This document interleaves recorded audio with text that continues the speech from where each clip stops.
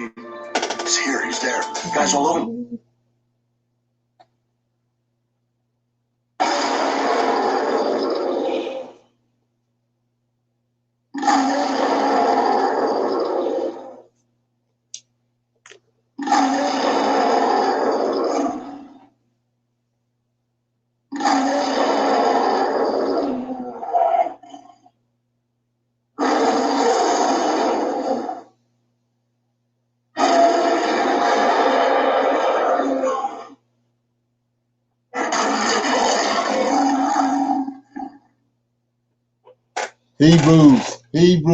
Hebrews. This is our Prophets of Awakening. This is our men's advanced Bible study, 7th of September, 2021. Prophets of Awakening. I'm asking everybody to like, share, subscribe to the channel, and hit the notification button. You know, for the people that don't know, it's a non-Messianic channel. We deal with the Tanakh, which is the Old Testament, and the Torah, which is the first 5 books of the Bible that was given to Moses on Mount Sinai by the Lord of Hosts. Okay, and so I want to say shalom and welcome to everyone.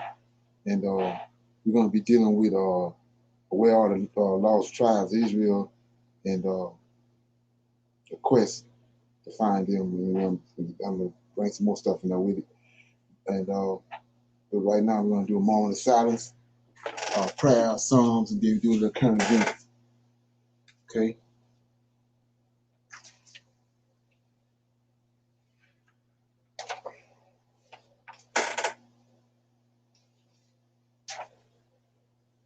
Say, oh Lord, we come before thee at this hour, praising you and honoring you because of your position both in heaven and upon the earth, a position in which the Creator Yahweh have given unto thee. Through your spirit and counsel, O Lord, we have awakened. And we have awakened to know we are your people and who you are as a Savior and a Redeemer. We are thankful for all that you have done, and we are eagerly searching your scriptures out, that we may be in the right place at the right time upon your arrival on this planet. Lord, I pray to thee that you continue to let your light shine down upon us in spirit and in truth. We love you, and we seek you daily, O Lord, and there is none else besides thee to redeem us. We see you in the affairs of the world, and we faithfully await thy deliverance. Peace be unto thee. Okay? I'm going to do it. Somebody supposed to be doing a song, right? Yep. Okay. So let's go with Psalms 86. Okay.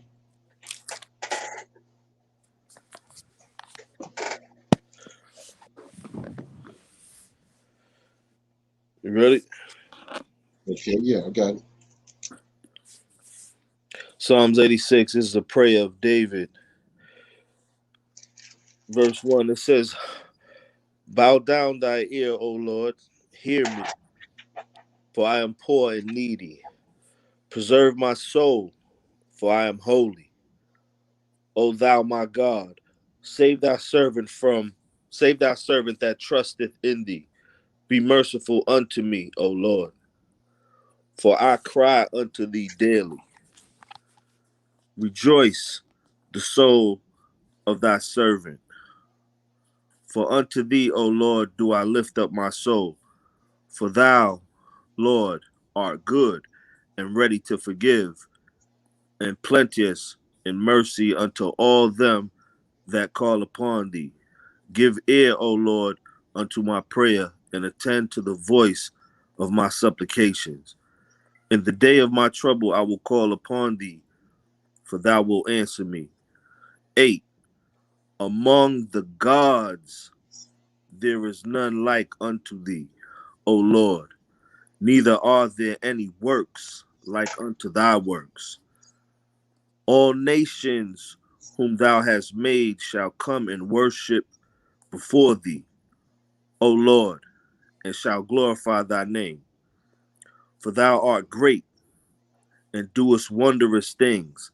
Thou art God alone. Teach me thy way, O Lord. I will walk in thy truth. Unite my heart to fear thy name. I will praise thee, O Lord my God, and with all my heart I will glorify thy name forevermore. For great is thy mercy towards me, and thou hast delivered my soul from the lowest hell. O God, the proud are risen against me, and the assemblies of violent men have sought after my soul, and have not set thee before them. But thou, O Lord, art a God full of compassion and gracious, long suffering, and plenteous in mercy and truth. O turn unto me and have mercy upon me. Give thy strength unto thy servant, and save the son of thine handmaid. Show me a token for good, that they which hate me may see it and be ashamed, because thou, Lord, hast helped me and comforted me. Okay. Psalm 86. Okay, you got what's your take on that? Man, I don't know where to be. Okay. The one thing that got me, number one, from this is verse 8. Among the gods there is none like unto thee. So David is stating right there that there are more gods. Right. Which lets you know that's Els, Right, Els. angels. Right. And Okay. also that in 9, right there after, it says, all nations to whom thou hast made. So is this all the 70 nations that's on the earth that was divided? Is this what he's talking about? Yeah, that in you know, it's two places. When you was reading this, it's two places my mind was going. Uh, one of them was David. Second Samuel. Second A lot, Samuel. a lot of people don't know it, but Second Samuel, it's got David last words. And I always tell everybody when you start talking about Matthew, Mark, Luke, and John. I mean, Mm. who you wanna, if you're trying to seeking information and knowledge, who you want to listen to? What David had to say, or what Matthew, Mark, Luke, and John had to say? David. So right. So you go to Second Samuel chapter 23, David last words. Right. Yeah, I jump over the World Trade Center to get David last words. So it says David last words, and then you go to let me read that. So it says uh, I'm in 22. This 42. is chapter 22 of Second Samuel. This David, this song I told you Moses sung a song to the Israelites in Deuteronomy 32. David sang a song right here. Song of And deliverance. yeah, says David spake unto the Lord, right? The words just go right into what you just read in 86, Psalm 86. And David spake unto the Lord the words of this song in the day that the Lord had delivered him out of the hands of all his enemies and out of the hands of Saul. And he said, the Lord is my rock. See that? And my fortress and my deliverer. So first thing when you see that right there, you got to go back to the garbage in the New Testament when JC asked Paul, who do you think I am? Who do they say I am? Me asked Paul, Peter, who you think I am? And then Peter say, you the rock, Right. right? Right. But don't add up because right here, David said, and he said in verse 2, and he said, the Lord is my rock. See that? Yeah. Come on, and my fortress, and my deliverer, and the God of my rock. See that? In him will I trust. He is my shield and the horn of my salvation, my high tower, and my refuge, my savior. Thou savest me from violence. Now here you go right here. 4. And I will call upon the Lord who is worthy to be praised. So shall I be saved from my enemies. when the waves of death compared me. So when he passed, so he got a vision. Yahweh gave him a vision. I mean, the Lord Host gave him a vision of all was going to happen to him, befall him after he passed. So he says, "Oh, I will call on the Lord, who is worthy to be praised. So shall I be saved from my enemies. When the waves of death compassed me, and the floods of ungodly men made me afraid." So we know Enoch tells us that when these giants died, that's the evil spirit. They became evil spirits on the earth because that spirit can't ascend to heaven, right? Right. So when David died, that is. That's what he's telling you right there. When he died and he lost his body, he left his body and he died. He was in the spirit world. That it was. So he says right here, when the waves of death compassed me about, the floods of ungodly men made me afraid. There he was right there trying to prevent him from ascending. So he says, in my distress, I called upon the Lord. I cried unto my God, and he did hear my voice out of his temple, and my cry did enter into his ears. Then the earth shook and trembled, and the foundations of the heavens moved and shook, because he was wroth. And there went up a smoke out of his nostrils, and fire out of his mouth devoured coals of kindle. He bowed the heavens, also came down, and darkness was under his feet. And he rode upon a cherubim, and did fly, and he was seen upon the wings of the wind. And he made darkness a pavilion round about him, dark waters and thick clouds of the sky. And through the brightness before him were the coals of fire kindled. Then it says in 14, the Lord thundered from heaven, and the Most High uttered his voice, and he sent out arrows. See that? He sent arrows out to these wicked spirits, sent out arrows and scattered them, lightning, and discomfited them. And the channels of the sea were appeared, and the foundations of the world were discovered. And the rebuking of the Lord at the blast of his breath of his nostrils, he sent from above, took me. See that? He came and got his soul. And he drew me out of many waters. He delivered me from my strong enemies and from them that hated me, for they were too strong for me. Look at this. They prevented me in the day of my calamity, but the Lord was my stay. So when he passed, when he died, they were there. They tried to prevent him from ascending. And he came and got it. Yeah, so anyway, we will read that. We read all of that, man. It's a whole wealth of information in there. But what I want to read in 23 is his last words was everybody always hollering that he got David killing everybody, and David had bloody hands. How can he be the Messiah? So when you get over here to let me see. Now I'm in 20. Yeah, I'm still in 22, verse 19. They prevented me in the day of my calamity, but the Lord was my stay. He brought me forth also into a large place. He delivered me because he delighted in me.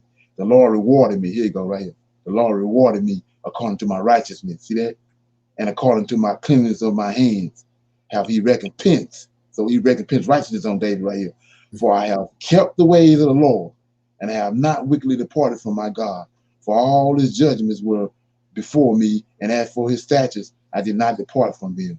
I was also upright before him, and he have kept myself, and I have kept myself from mine iniquities. Therefore, the Lord have recompensed me according to my righteousness and according to my cleanliness in his eyes, in his eyesight. So then, with that understanding, we go here right quick. So we go to Malachi right quick.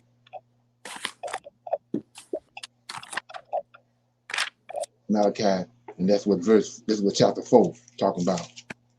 He told you, you reckon they don't know this. See, the average person don't know that. So that's why he's saying in Malachi chapter 4, when you understand David the one coming back. Chapter 4 says, "For behold, the day cometh that shall burn as an oven. All the proud, yea, and all that do wickedly shall be stubble. And the day that cometh shall burn them up, says the Lord of hosts, that it shall leave them neither root nor branch." Now here we go. "But unto you that fear my name shall the Son," they got S-U-N there, but it's S-O-N, "the Son of righteousness." See that? "Shall arise with healing in his wings, and ye shall go forth and go over as calves of stalks." So Yahweh recompensed righteousness on David. That's the Son of righteousness. Huh? I see that. Okay. Yeah. So that's what they mean. So when you was reading that Psalm 83, Yeah. that's what was ringing all up in my head. Okay. Yeah, anybody else got any comments on that? Yeah, mine was the verse 2 of him claiming to be, well, not claiming, but confirming that he's holy, and that that right there like goes back into to us being a peculiar people. Right. And What verse is that? Verse 2? yes, of Okay. 86. Okay. Let me go back. Yet preserve my soul, for I am holy. Right. And that put in a whole, put the circumference of everything what both of you guys were just saying. Right. Yeah, so that's even my question, because like everywhere I would look, right, David would say to the Lord of hosts, bow down thine ear, or Right. incline thy ear. So it's not as if he's talking to him as if he's not righteous. He's always talking to him as if he's saying, yo, honor this understanding because I'm doing what I'm supposed to do. Right. So don't forget about, you know what I'm saying, looking after me. So it's not like he's begging the Lord of hosts to incline. He's pretty much saying, for I am holy, so therefore you should be doing this. Is that Right. And that's what I'm saying when I'm telling people about, these prophets charging him. He ain't, the Lord of hosts ain't strong on them. They charging him because of it's the same. When you understand that the Lord of hosts got the same commandments that he gave to us, he got them from Yahweh. So he can't, like I said, you can't holler about he can do what he want. He can't do what he want. The same laws he gave us is he encompassed in them too. Yeah, So yeah. they charging him. They Right. charging him. You know. Hey, So Mike. Moses told him. Let me cut you off. So Moses said, yeah, with Miriam. With Mary. Don't do this, Lord. See what I'm saying? Right. He ain't talking like no servant. He got the law that the Most High gave him, and Michael gave him, and Michael got to abide by him. And Moses saying, "Don't do this to him, her Lord." You know what I'm saying? Right. They ain't getting that. That's how you know it ain't Yahweh. And he claimed the Most High called us holy people. Right. And that's why I was going into it. Now, I asked a while back because some of the stuff, my thought process, it goes back to Isaiah when what's the guy tried to manipulate him out of the land he bought, the burial land. The Ahaz. Yeah, I mean, Jezebel and Ahab. And he cursed their entire seed on up until today. I'm like, what kind of power does that man have to say, hey, I am cursing you? And the Most High said, he's cursed. Right. And I'm at just that point when he said the holy people, as us men today, as how should we think and act as holy men because you see a lot of these street Israelites fussing and cussing and fighting and challenging and belittling the Edomites. I know we shouldn't be doing that. So how should holy men think and act? I'm just open for food for thought and to help me. Right. So say that again. I ain't So how should holy men act and think? How should we be carrying ourselves and what our thought process should be as such? Yeah, well, that's the whole reason why I keep on mentioning thinking like a Hebrew. Because that's the reason I shine a light on the prophets and shine a light on David, because they haven't been in no 400-year captivity like we have. They never lost their culture, so you can see them operating in their culture in the Old Testament. And like I said, you see how they talking to the Lord of hosts. They charging him in certain areas, like David said, if you told me to do this, don't turn to the left or don't turn to the right, well, that's what I'm doing now. And so when such happen, then you're gonna be there for me, because I'm doing what you told me to do. And that's how they talk. That's how they interacted with him. Right. And that's why he's saying, you know, David, when he messed up, he said, I can't even look up. I can't look up to heaven. I can't look up to you because I done messed up. You know, and that's how part of the reason why I asked that, because like this things happen for a reason. Because I was walking in the store over this weekend, and I had some folks, some Edomites. They when I walked in the store, it was like they gave me this such an evil stare, like to know how they try to boast themselves and fluff themselves up. And I'm like, I wanted so bad to tell them, do you not know who we are? You will not look at us and look at me the way. And I'm like, okay, I know one of these days I'm going to address one of these people. So I don't want to put myself and disgrace myself before the Most High by boasting or sound like I'm boasting. Right. So that's why I'm asking, how do you guys carry yourselves? I personally think I don't think there's nothing we could do that has to do with us. I think it's what Isaiah said is to the Lord, to the testimony. You know what I mean? And that's it.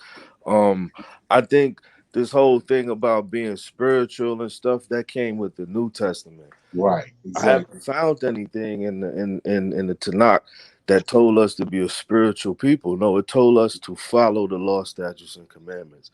Right. That whole spiritual thing came with JC. Right. And emotion too. Yeah. So I'm like, so only thing I could say is for us to be a holy people is to follow these things that he gave us to follow, and you can't go wrong. Right. Hey, Kenny. Go ahead. Kenny, in my opinion, it's what been said in Isaiah as well. When that light is shining upon you. See, those situations happen to me as well. Certain places I go, I get stares. I just think that light, that brightness of that rising, it's upon us, and they know it, and they can sense it, and they could tell just from being in your presence that there's something different about you. So you're going to get those stares, brother. Yeah, I get it. Yeah, because it's just going to be so. That's not going to change. That happened twice the weekend because we went into a cafe to eat some old timey breakfast. It was one of them. It's been in she said we've been in existence almost 100 years. This restaurant. So when we walked in, there was other black folks there, but heads were popping when we walked to our seat. And some of them had scowls and some of them were just staring. And I'm like, okay, why are these people? We're not the only ones in here. And I was like, I had to keep this is the time to keep my tongue with the few of them. So I'm saying what you're saying, Andrew. But yeah, that's why that's what led me to ask you guys this at this time. How do you guys? You are a peculiar people. Yeah, you guys. We got to be careful with that. I think we. Yeah. I was going to say, why is it a serpent? Why is it a serpent? That's what got us into trouble. That's what got us into trouble. Right. You know what I mean? That's all part of my question. Anything to do with us? That's the Lord of hosts that put that on us. Right. Exactly. You know what I mean? And they can sense that. They know it. They know it. Gonna know it. You know what I mean? That's him at work. I just think we just gotta stick to the law stats. Exactly. Oh yeah. That's it. Stick to what we was created to do. Right. That's my question, gentlemen.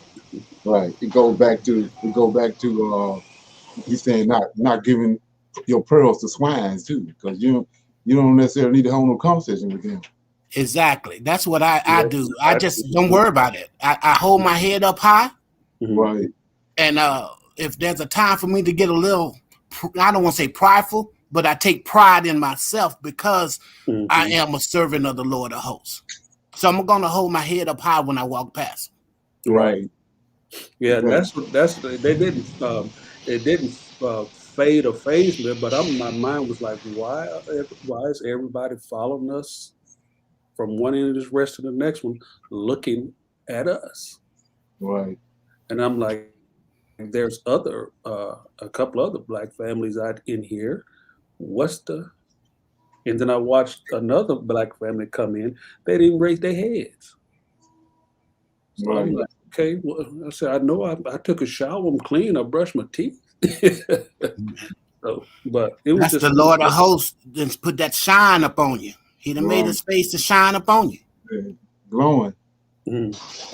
But it was just Long, different. It was really long. different this time. But all right, And you know, gentlemen. when David ruled, they served the Lord of hosts and him only. And it was Right. no idolism going on. And you know, it's a verse in the Bible in Samuel when they turned back to the Lord of hosts and him only, he defeated all their enemies. I think it's just knowing Right. who the Lord of hosts, your L is, Right. and him only. Right. Because these Right. camps, they in idolatry.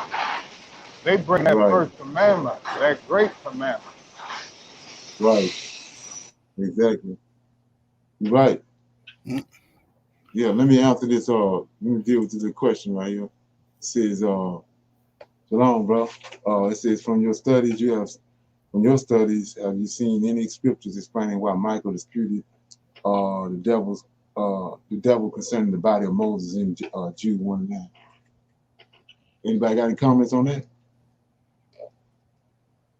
That's a great. Yeah, well, so me, my understanding of that is, like I said, you go back to these fallen angels and all that they brought to the planet. And we know today, 2021, they got the skull and bones.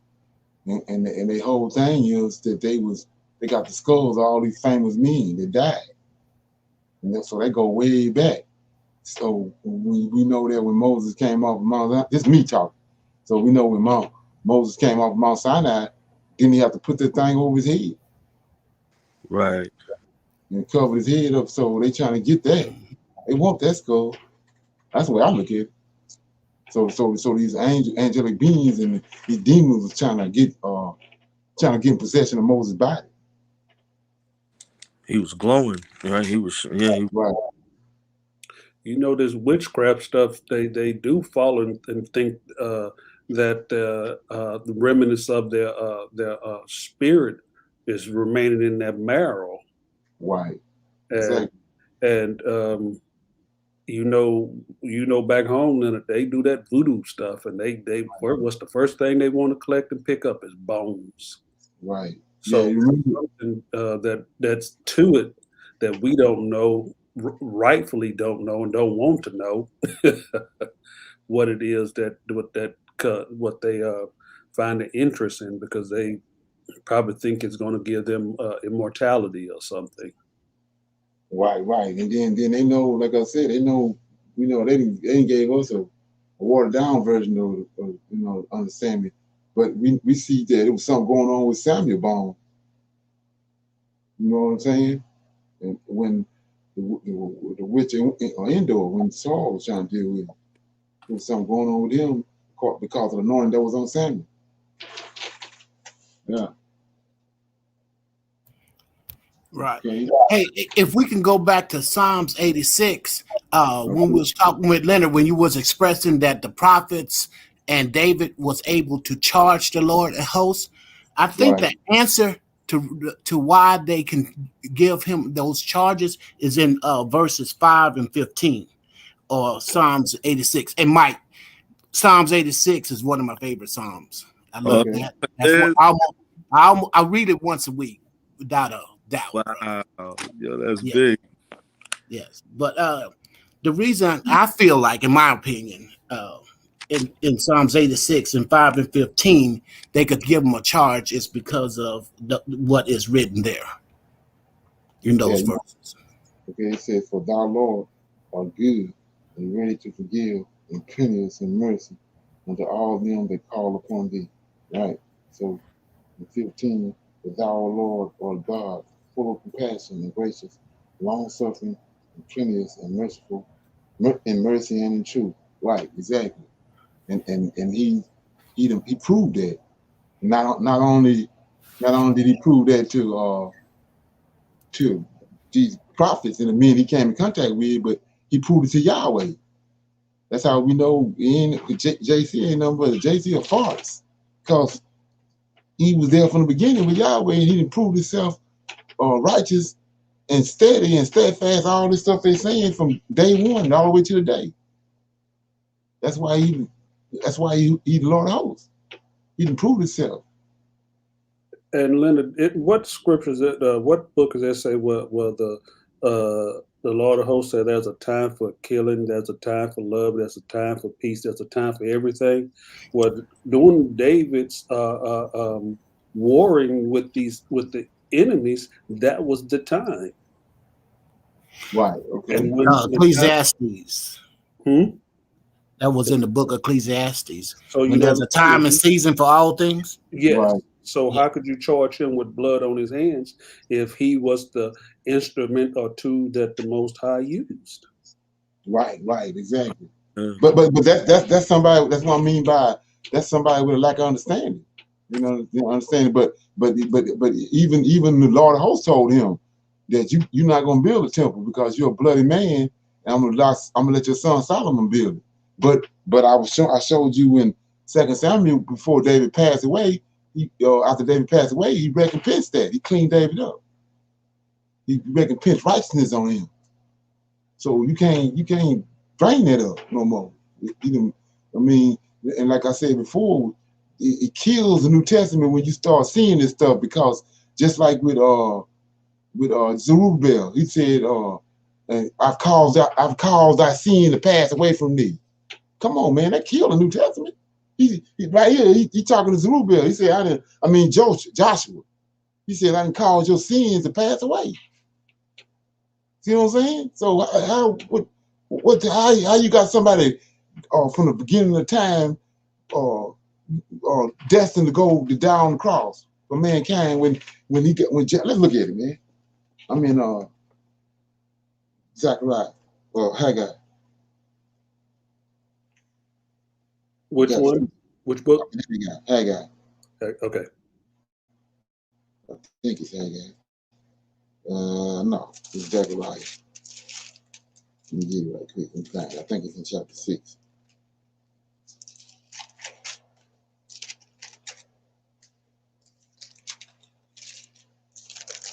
Yeah, chapter 3. Chapter 3 of Zechariah.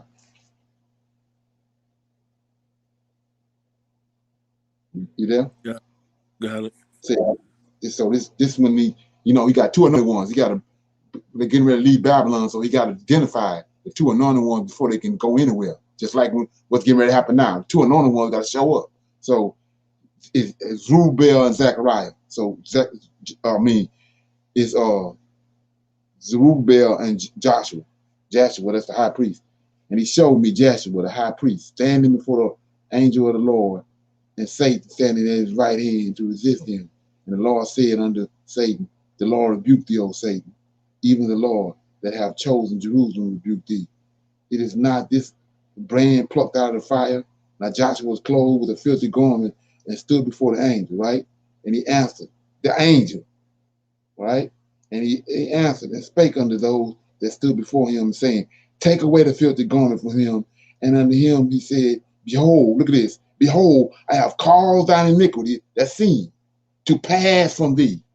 That killed the New Testament. See that? I caused thine iniquity to pass from thee, and I will clothe thee with a change of raiment. And I said, let them set a fair mixture upon his head. So they set a fair mixture upon his head, and caused him and clothed him with garments. And the angel of the Lord stood by. And the angel of the Lord protested unto Joshua, saying, thus says the Lord of hosts, if thou wilt walk in my ways, this is what David said, if thou wilt walk in my ways, and if thou wilt keep my charge, then thou shalt also judge my house, and thou shalt also keep my courts. and I will give thee places to walk among these that stand by. That's the 7 that's there. So that's how they're able to charge. Because if he done all this right here, he can charge it. Dang. Ain't that something? So they killed the New Testament, man. You know what I'm saying? And then when you show them that, what you got to say? Come on, man. You ain't got nothing to say. He's killed. They're gonna say that's the Christ of the New Testament they talking about. Come on, man. They're gonna put him in there some kind of way, Lynn. But it's dumbfounded. I ain't going for it. I'm broke it down for you. What you talking about? Come on. He tell you why he say, look, it says, let me read it again, chapter 3. He showed me Joshua, the high priest, standing before the angel of the Lord. JC ain't no angel. The doctrine in the New Testament, JC is above the angels. He ain't no angel. So he says, and he showed me Joshua, the high priest, standing before the angel of the Lord, and Satan standing at his right hand to resist him. And the Lord said unto Satan, the Lord rebuke thee, O Satan, even thou that have chosen Jerusalem, rebuke thee. Is not this brain plucked out of the fire? So let's look at it. Let's look at this. So this Lord right here is the Lord of hosts. And he said unto Satan, the Lord rebuke thee. He got power over Satan. He got more power than Satan. Him and Satan ain't on the same boat. He talking to him. He's telling him, I rebuke you. So what they're telling you? I've been telling them from day one. That's the 2 people in the garden. The tree of life is Lord of hosts and Satan. Satan is the tree, the X in Hebrew. That's the tree he's talking about. Is 2 beings in the garden: the Lord of hosts and Satan. And the tree of knowledge of good and evil is him. He the one that knows. He the one that's seen. He the one was kicked out of heaven. So he the tree of knowledge of good and evil. And the tree of life is Michael. So he telling him right here, the Lord, Michael, said unto Satan, the Lord rebuke thee. That means he got power over Satan. See that? O Satan, even the Lord that have chosen Jerusalem, rebuke thee. Come on. Is not this brand plucked out of the fire? Now Joshua was clothed with a filthy garment and stood before the angel. And he answered and spake unto those that stood before him. These are other 6. Come on. Just justifying everything. So it says, it stood before him saying, take away the filthy garment from him. And unto him he said, behold, I have caused thine iniquity. I've caused thy sin to pass from thee. You don't need nobody down the cross. He made it go away right there. See that? He says, I have caused thy iniquity to pass from thee, and I will clothe thee with a change of raiment. And I said, let them set a parameter upon his head. So they set a parameter upon his head and clothed him with a garment. And the angel of the Lord stood by. See that? So you say, what are you talking about? Let's look at it. And I'm gonna be quiet. So I showed you over here in Isaiah 53. There ain't nothing new under the sun. Isaiah 52. So Joshua had been in Babylon. They got garments that they had made for the high priest and all them, but he been in Babylon. He ain't been in his role. Ain't no temple. So he got on ratchet clothes. He got to clean him up before he go back to Jerusalem. So I'm in Isaiah 52. Besides, you can't go in the temple dirty. You got to clean up before you go in there at any time. Right. Yeah, but Joshua the high priest. Yeah, so I'm in 52, verse 13. I showed you who the 7 was. It's the Levites. He took the Levites from among the Israelites and to himself. That's the 7. Then he told them, you gonna bow the iniquity of this temple. You're gonna bow the iniquity of the sin. The most Yahweh put sin on Lord of hosts, and Lord of hosts put the sin on the Levites and the priesthood. That's the 7. So let's look at it. Same thing he just done to Joshua. Here you go again. We're gonna do the priests and the Levites in the last days. That's when the whole world gonna get. So he says, 13, behold, my servant, that's the Levites and the priesthood, shall deal prudently. He shall be exalted and extolled and be very high. As many were astonished at thee, his vestige. See that?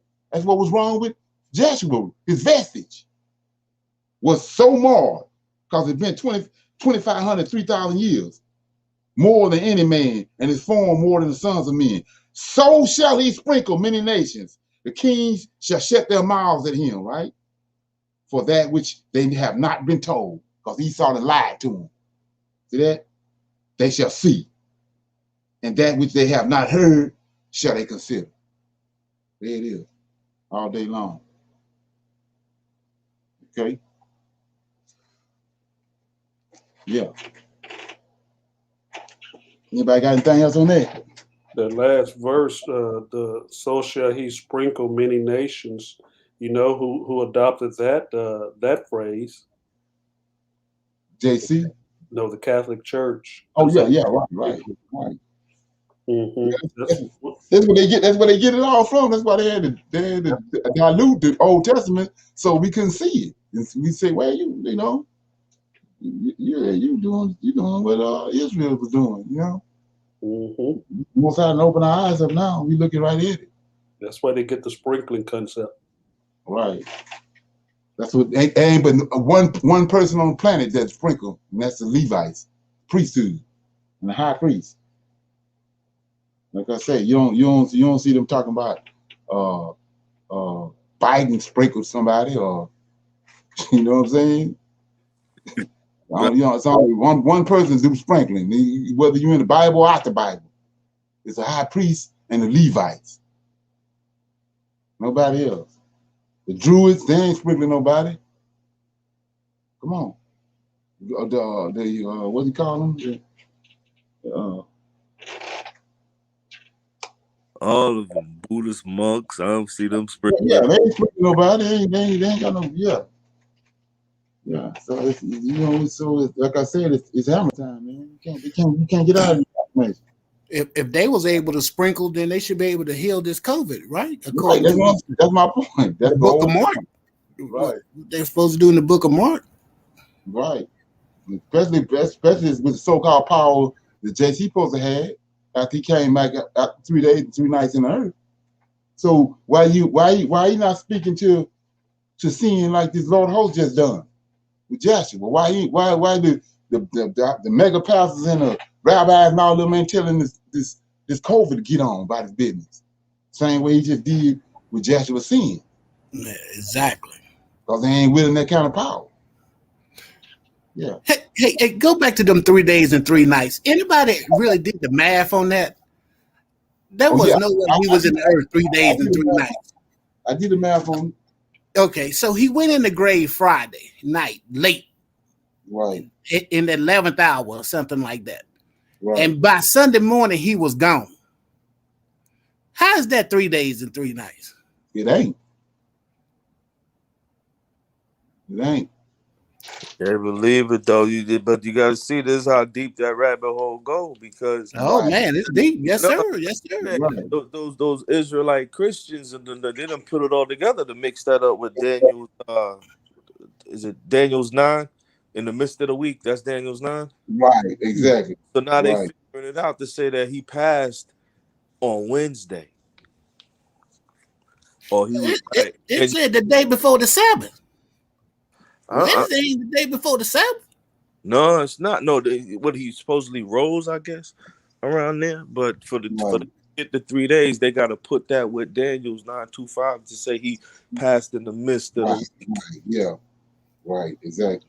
They got to back it up, and they got to go because they want to say that back then some of the high holy days fell on a Wednesday, on a Wednesday, so they went back to that. But like I said, it's garbage, man. Like I was saying earlier, there's some things that you don't even need to talk to people about because, then you got to observe them. Just like they're looking at you, you got to look at them. You can save yourself a lot of drama. So you're saying that our Christian Hebrew brothers violate the law by adding to and taking away from it to make it right. Make it work. Yeah, trying to make it work. Yeah. It ain't working. It's all kind of signs telling you it ain't working, but they trying to make it work. It's just like Paul. That's a Gentile name. Where the hell are you getting Shaul from? And then Michael and all them, Matthew, Mark, Luke, and all of a sudden you gave them Hebrew. You turned that into a Hebrew name, man. Come on. Right. It's they Matayahu and stuff like that. Yeah, come on, man. That's a Gentile name. Ain't got nothing to do with no Hebrew name. You can't change that to no Hebrew name. If it was a Hebrew name, they would have put it in a Hebrew name like they did with Isaiah and all them in the Old Testament. Come on, what are you doing, man? It's crazy. Yeah, there was a rabbi that I dealt with who was telling me about those books that I think that they're all they what do they call the I don't know the chronological the I don't know gospel. Chronology. Yeah, those books are even out of order. Matthew was actually the last one. I Right. think Luke come first, and then Mark is in the middle because they were perfecting on it. And by the time they done got everything right over a few hundred years, then John Matthew came. the one that made more sense. And then they go Right. ahead and throw Matthew in the front. But these books were supposedly done some 70 to 150 years after JC Right. passed. So Right. Right. none of it makes any sense then. It's just Right. all plagiarized books. Right. And Hey, like brothers. That show you too. Oh, go ahead, Lamar. That show you too. That New Testament ain't number book of spells and oh witchcraft. yeah. Right. Exactly. Right. That's like I say, when you start, I mean, you gotta program your mind to look for that though. But like everything we talking about right now, when you go back and look at it, then that's when Caesarion come on the scene. You know, when you hear me say that, or anybody hear me say that, bring up Caesarion, they throw them out. But start factoring in stuff that you're saying now. It ain't it wasn't JC. It's Caesarion. Caesarion. When they killed him, they made a religion out of that. But Augustus ain't trying to deal with that religion because he hated Caesarion. Because Caesarion had Julius Caesar blood in him. So the first Caesar was killing him. But then Constantine came back and he needed that religion. So he went and got it. But the person they talking about, the person that's behind all that is Caesarion. He the one got killed. That's what created that religion. Yeah. Hey, brothers, have y'all read the Gospel of the Infancy of Thomas? It's one of those Gnostic Gospels for the New Testament. Right. Okay, so basically, this book talks about the Christ of the New Testament childhood when he was like from 5 to 12. Right. If I could put it in a nutshell, he was a juvenile delinquent. Right. If you read this about the things he did, the way Right. he attacked little kids and the way he would curse old people Right. and whatnot, it's really it don't paint a good picture of him as a child. Right. He was turning stones into animals and making them kill kids and all that. And then another thing too, what people don't understand, you can't really talk about it if they don't know nothing about it, but he taught as soon as he came out the womb. Yes. Same thing they try to tell you Noah did. Right. And then say he Noah albino. Come on, man. And then you say you're a Moray. But you gonna say, how in the hell Noah albino? Do you know what albino is? The albino is defective. That's a leper. Y'all we ain't creating nothing. Leper. Yeah, that's a leper. Come on. It's crazy. But you're a Moray. And you fix your mouth to say that. Come on, man. Yeah, it's crazy. Is there something? Remember we was talking about earlier, that's that intravenous drip to mislead you. Oh, yeah, right.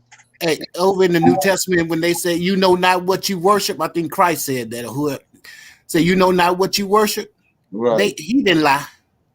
Right. You don't know what you worship. Exactly. Right. Right. Exactly.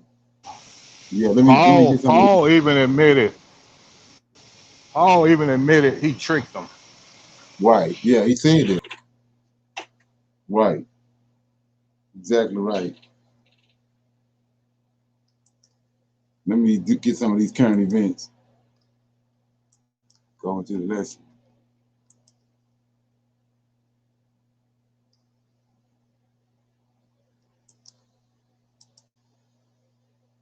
Did you see that? Yes. Yes, sir.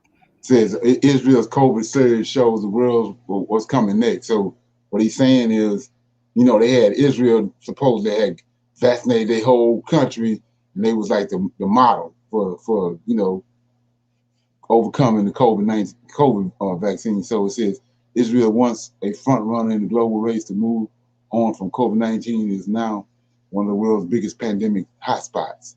The country that was once predicted to be the first to vaccinate its entire population had the highest per capita caseload of anywhere in the week through September 4th, according to the figures compiled by Johns Hopkins University. You know what Johns Hopkins University is, right? That's tied to the Illuminati. So the powers that be. Say it's world. You're gonna always see them. They're gonna always quote them. They'll say it's the world beating in inoculation rate. Meanwhile, has tumbled down to the league table. The nation of 9 million became the test case for reopening societies and economies in April. And much of Europe and U.S. are still in some form of lockdown. Yet Israel now shows how the calculus is changing in places where progress was fast. It's no longer just about whether people were get coronavirus, but also how badly they get it, and ensuring that vaccines are still working as a highly infectious Delta virus threatened to undermine immunity. So all of a sudden, they kidding. Yeah. Any comments on that? That sounds Well, double speak. Sorry though. It sounds like double speak. Right. go ahead, Mike. Go ahead. No, just when I was looking at it, it sounds like double speak. Where they're saying that the majority of them are catching it, but yet they still trying to say that it's good to get vaccinated to the ahead of the game when it comes to the Delta variant because the majority of them are vaccinated. Is that what it's saying? So Well, he's saying that they did everything by the book, textbook the first time around, but now they in a worse predicament. They're at the bottom of the food chain now because the variant going through them, and the society is in at the bottom of the food chain now as far as being a model to overcoming it as a nation, to overcoming the coronavirus. man, Yeah. they need to eat. Before coming on, I was watching a video about the new variant that's out there, the Mu variant, MU, Right. and there's 83 cases of it in Colorado, but they Right. only calling it a variant of interest and not of concern. But in Right. South America, it has taken over Right. the Mu variant. So Right. And then they got another one out here. This one right here. I'm going to bring up right now. This right here. This one. This coming out of India too. It says it's the meat pop, whatever it is, virus, and why is it more deadly than the jab? A virus expert explains. Officials in India. This is where the Delta variant came from. The officials in India are racing to contain a virus outbreak that has claimed the life of a 12-year-old boy. 12-year-old boy, and is deadlier than COVID-19, the new virus. CBS News reported the boy was taken to the hospital last week in the southern Kerala state with a high grade fever and suspected brain inflammation. After a blood test, he was diagnosed with the Nipah virus and died Sunday. So this thing right here is dangerous than the variant. And it's coming out of the same place that the Delta virus came from, was out of India. It's the new So, boogeyman. Yeah, new boogeyman. You're right. Just something. more judgment. Oh yeah. Okay. And this right here was as of today. I mean, I think 5 hours ago. This right here. Play a little bit of.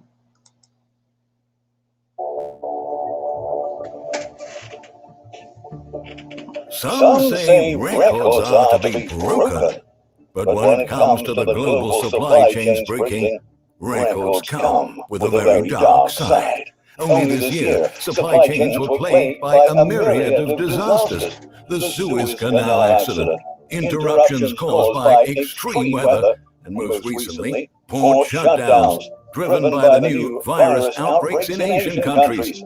Fresh data released by Brazil, a global leader in the supply chain risk monitoring space, indicated that supply chain disruptions hit record-breaking levels in 2021, with the number of factory fires up by 150% only in the first half of the year. This marked the highest rate of factory fires ever reported. The shocking increase is mostly attributed to gaps in regulatory and process execution, and also by a shortage of skilled warehouse workers. The data also exposes that disruptions caused by supply shortages skyrocketed by 638% just in the first half of 2021. In total, Brazil already sent 251 supply shortage alerts this year, with this type of disruption ranked 6th in terms of most reported events. But shortages are the number one reason why business sales have been collapsing in recent months. And according to the report, almost half, or about 46.5% of such disruptive events occurred in the United States in the first 6 months of 2021. From January the 1st to June 30th, 2021, Brazil issued a staggering 5,425 alerts about supply chain disruptions across 39 event categories, with about 59% of them impactful enough to trigger prolonged interruptions that lasted for at least 4 weeks. Today, in the United States, one of the main problems causing shortages is port congestion. There are still dozens of container ships waiting to undock in California ports. Industry experts say it could take months for the backlog to be cleared, while inland logistics hubs are still crowded with containers that have yet to be loaded onto trucks to get to cargo ships and make their trips to their final destinations. Last week, the financial services giant Citigroup and the Economist Intelligence Unit released a new report describing that most supply chain problems have deep roots and are unlikely to go away soon. Shifts in supply chains already were underway owing to geopolitical and economic factors, and the health crisis has accelerated some of them, says the report. Recent outbreaks of the virus, driven by the Delta variant, mean that we have not seen the last of supply chain disruptions yet. Economic activity across Asia Pacific continues to be hampered. In it, Yeah, so you see, we just looking at these other variants coming. So if this Delta variant got everything jacked up like this, what do you think going to happen with the other ones coming? You know, so it goes right along with what the lady was showing us yesterday about, you know, they even send out these alerts to the military, the high ups, to get their houses in order. This thing getting ready to come unglued. You know, just ain't no way they can keep maintaining what they're doing with these one variant after another one coming, making all this happen. It ain't gonna happen. Yeah, any comments? Yeah, I just see it. It's controlled them. Yeah, right. Control exactly. What you say is a slow intravenous drip. You know what you Right. say? You know, they keeping people filled with there's an opportunity, there's a chance, but then here comes this variant. Hold on, everything is gonna go back to normal. But then there's this variant. While they just it's the what they call it, the frog in the pot. Right, yeah, jump out of one pot, out of the pot into the skin. Nah. If Get it into the pot. Yeah, if you put the frog in a pot of boiling water, he gonna jump out. But if you put him in a pot of lukewarm water, okay, right, slowly turn it up, you know, he won't recognize the temperature change, and he'll just sit in there and cook. And that's what they doing to us. So, You know what I mean? We're seeing it. It's moving so methodically and slowly that it's hard for people to adjust to see what's really going on with them. And by the time they do, it's too late. Right. Too And late. then they didn't set us up with all these false flags too. So you thinking, they ain't gonna nothing. They didn't say this before, you know. But the boy that cried wolf, right? But don't you guys think that's the Lord of hosts though? Don't you think he have covered a lot of people's eyes so that they don't see or don't recognize or don't read the signs? Right. Well, he's using them to cover their eyes. Mm-hmm. Yeah, he using these Edomites' power to be to cover their eyes. And it goes back to, like I was saying before, what they're not really dealing with is the fact that JC is an idol. And he tells you about an idol in the Old Testament. He says if you got an idol set up in your head, and then he sent somebody to show you that it ain't what it is, and you don't deal with it, then he recompenses the idol. He recompenses it on you. Same way David he just did with David. David told him, I kept your ways and all that. And so when David passed, he came and got David and he recompensed righteousness on him. Same way with that. That reprobated mind, a lot of people. Yeah, you got somebody coming and breaking it down for you. You look at it and you see it, but you ain't trying to deal with it. You got a reason why you ain't trying to deal with it. Then he intensified. He intensified that idol. Recompense it on you. Same way he did with the fallen angels. You're going to come down here messing with women. Well, they ended up all out there in the field running down goats and giraffes and all in the ocean trying to sleep with whales. He superimposed it on them. Yeah. So, yeah. What's that? Nah, this ain't going to be nothing nice. Oh, yeah. It ain't going to be nothing nice. Yeah, right. Yeah. So I have been talking about, I'm going to do this here before I go into the little lesson. I have been telling you about King James. So we just going to look at it and shine a light on it because you got so many Israelites bringing up King James, the black man, and all this stuff, right? Let's go in and see what's happening with it. Here we go.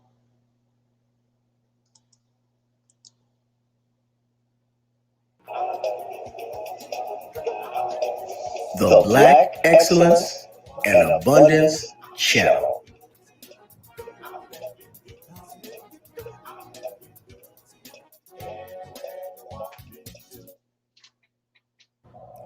King James, the first of England, who authorized the translation of the now famous King James Bible, was considered. You see the clothes he got on, right? Yeah. Ain't them the same clothes, the same attire Queen Elizabeth be wearing? Right. Okay. By many to be one of the greatest, if not the greatest monarchs that England had ever seen.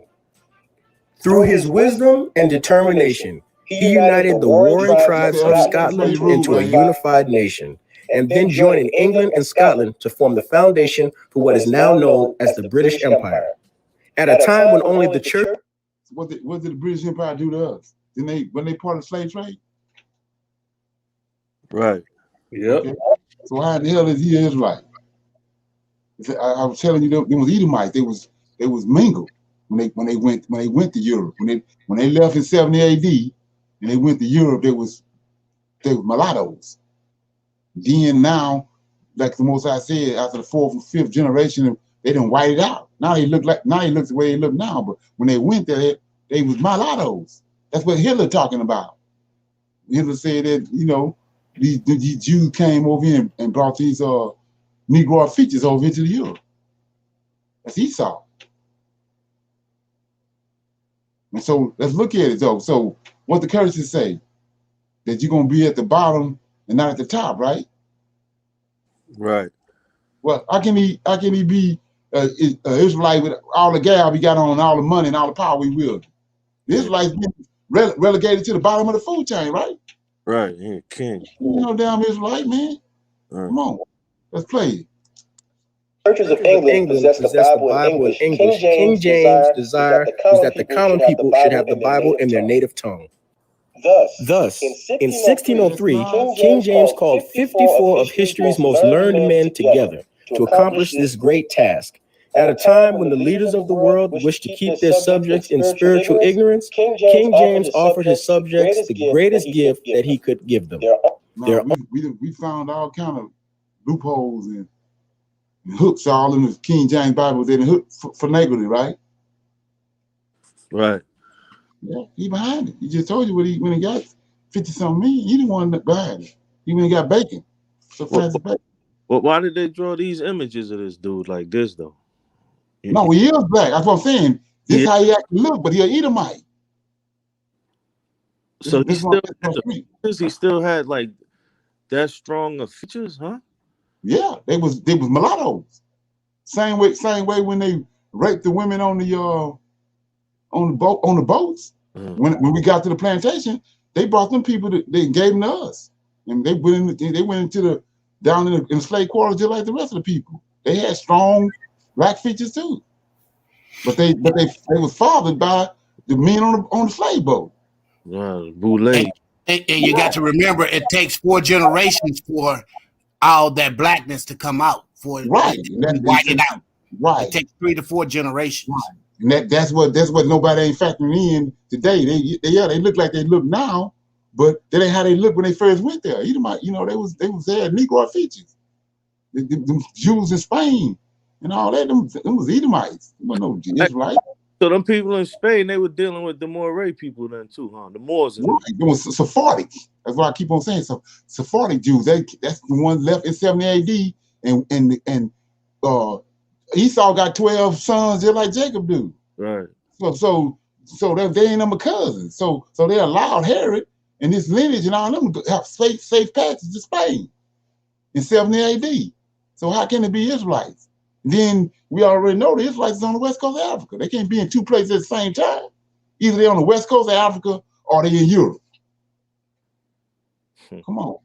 So these Edomites, this is where the hook come in at, where nobody ain't peeping out. Yeah. I'm gonna play a little more. Own copy of the Word of the Most High in English. James, who was fluent in Latin, Greek, and French, and schooled in Italian and Spanish, even wrote a school in Spanish. They go to dead giveaway right there. That's where Herod and lineage went. To Spain and Portugal. They the ones jumped off the transatlantic slave trade. How is he an Israelite? Tract entitled Counterblast to Tobacco, which was written to help prevent the use of tobacco in England. Yeah, so that's King James was a king of Great Britain, Scotland, and Northern Ireland. They don't King James was a black man, and the King James Bible is named after King James I of England, who lived from June 19, 1566 to March 27, 1625. The established in the world, no Israelite.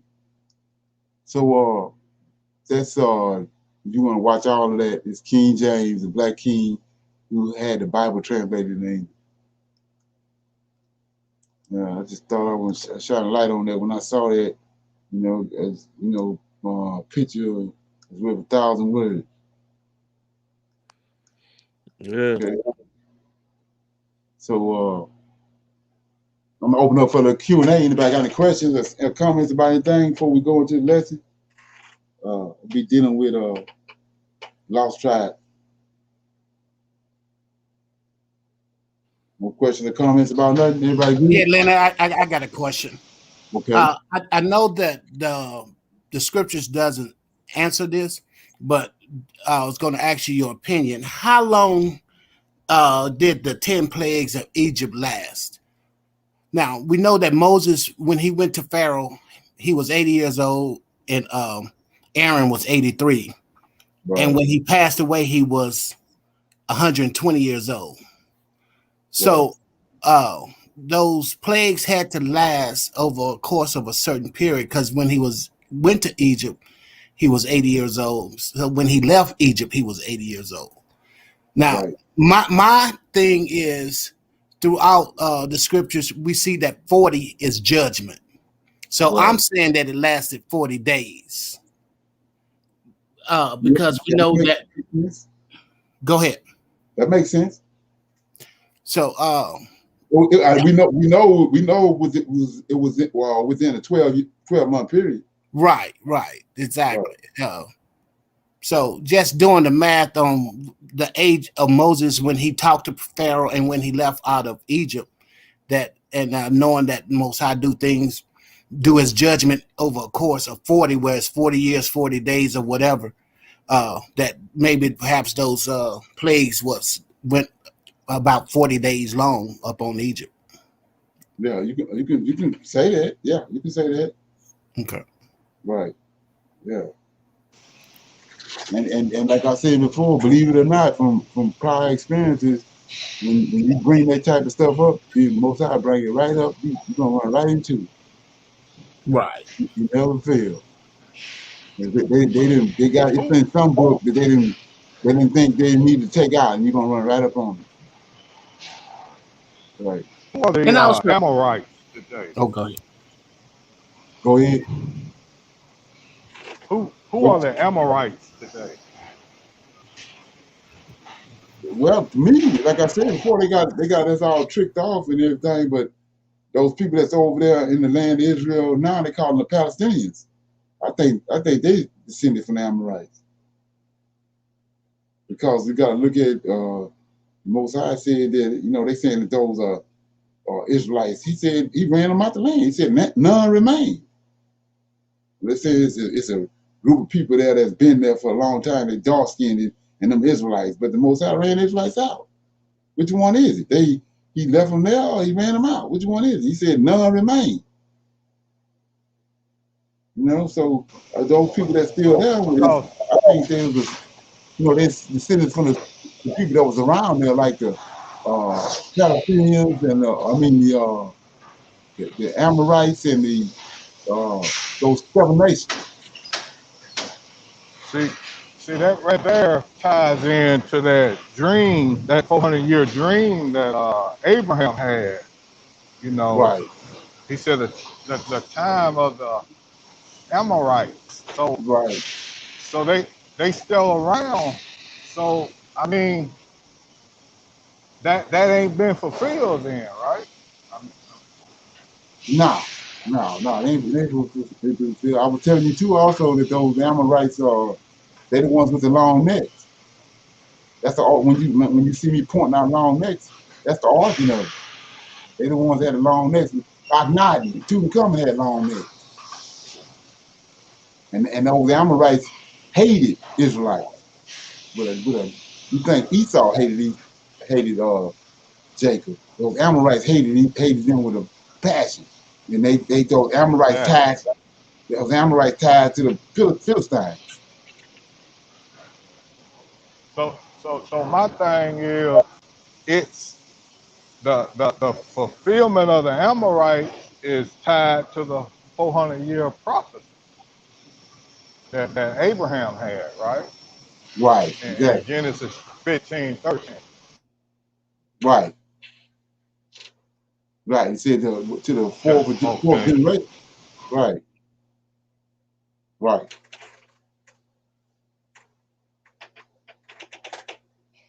Okay. So are you saying that we still have to deal with the Amorite issue once we go back into the land, or will that happen before? Or yeah, well, it's gonna come to pass before we go back into the land. Same thing with the Gentiles. Time of the Gentiles got to be fulfilled. That's all tied to the Gentiles and the Amorites. It's all tied together. Gotcha. Okay. Right. You did something? So hey Leonard, I got one more verse. If you could take time to just give some explanation to it. Amos 8 and 11. Amos. If you could, yes. If you could, is that a futuristic prophecy, or this is something that has happened already? Amos chapter 8, verse 11. Okay. So behold, the days come, says the Lord God, that I will send a famine in the land, not a famine of bread, nor a thirst for water, but the hearing of the word of the Lord. That's that. We in the midst of that right now. We coming out of it because he bringing these books back. Right. So let me show what I'm talking about. I always go here all the time. Isaiah 44.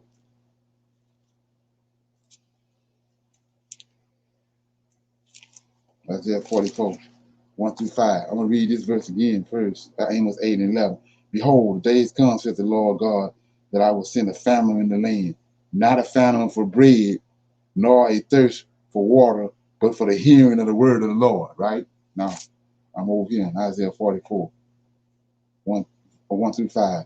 Yet now hear, O Jacob, my servant, and Israel, whom I have chosen. Thus says the Lord, that made thee, formed thee from the womb, which will help thee. Right? Fear not, O Jacob, my servant, and thou Jezreel, whom I have chosen. For I will pour water upon him that is thirsty, and floods upon dry ground. That means lack of knowledge. We are void of understanding who we are, our culture.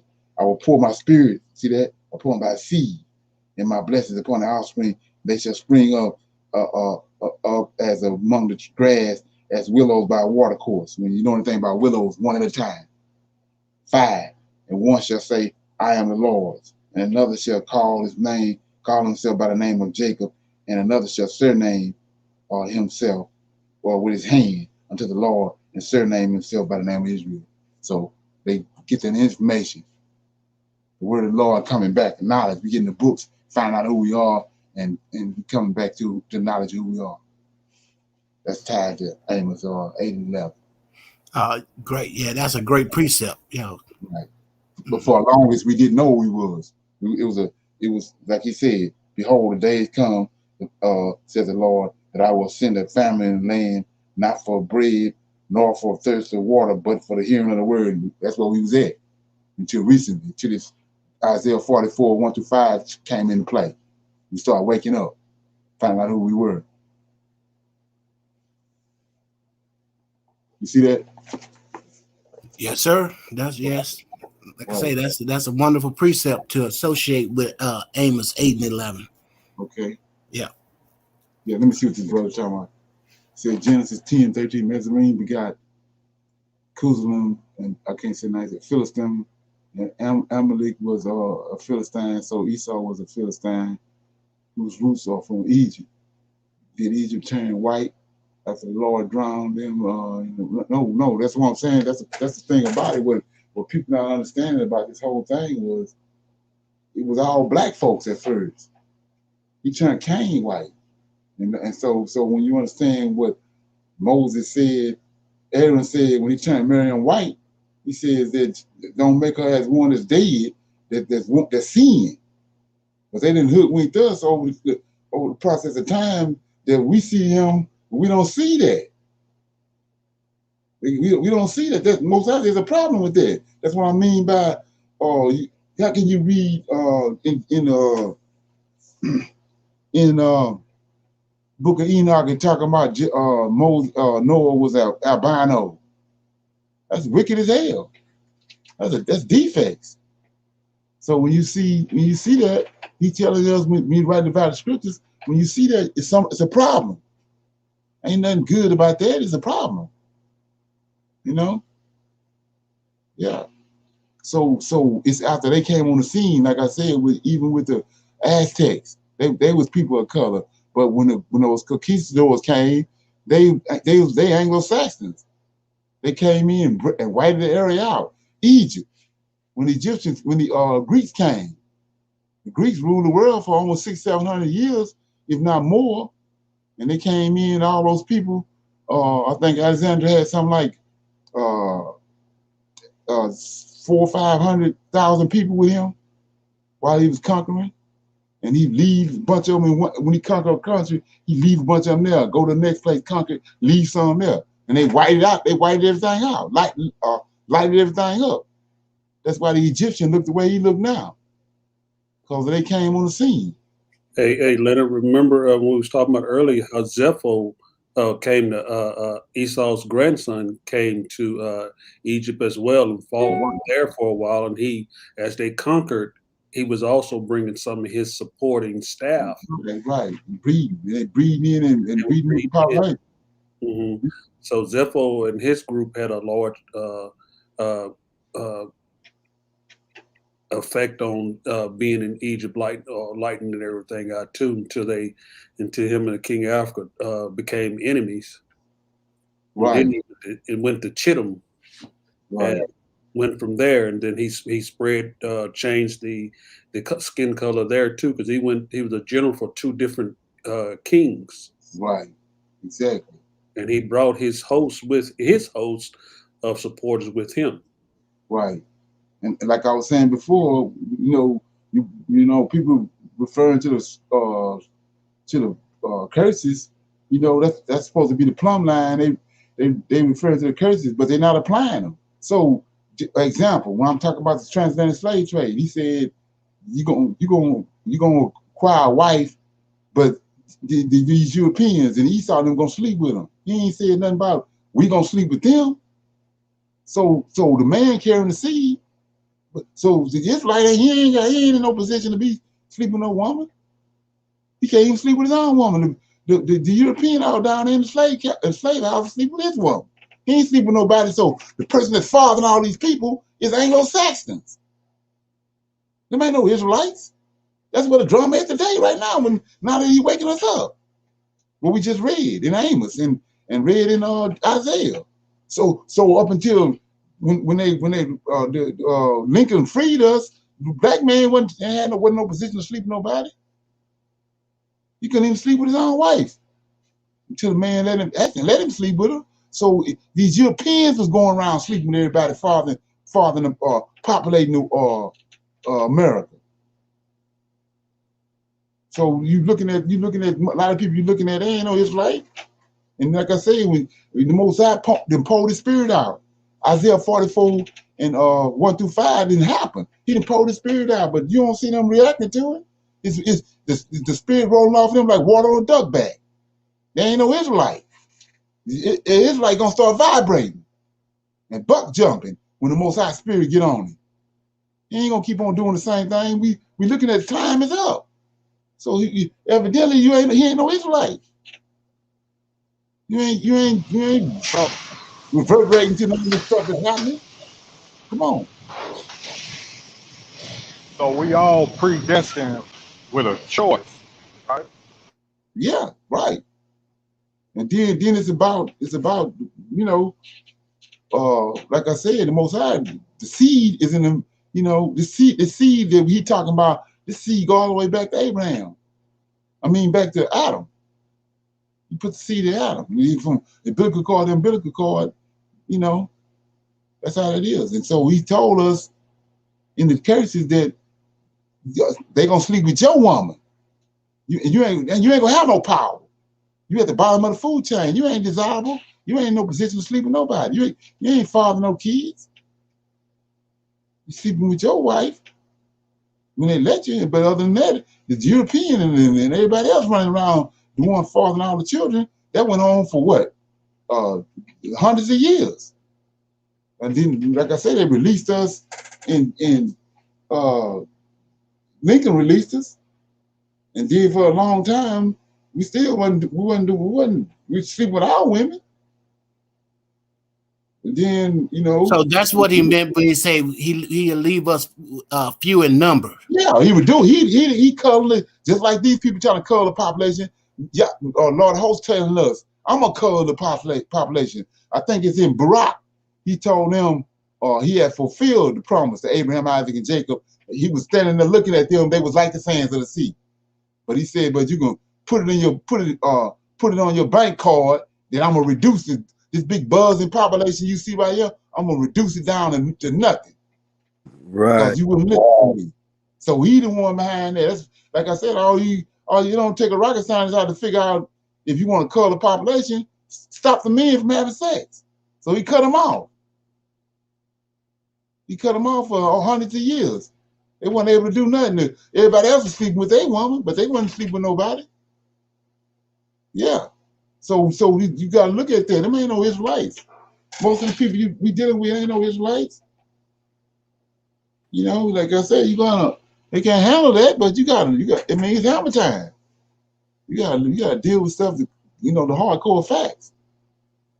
That make a whole lot of sense, Leonard. So that's why you can't get so frustrated when you're Right, trying to show them this word and show them this and that, and they not feeling it. And right, you like, man, how you don't see this? right. Exactly. That's what it is. It's like I was saying before. You got to go back to everybody on here. When we encounter each other, boom. That's the spirit of the Most High. It ain't nothing I'm doing or you doing.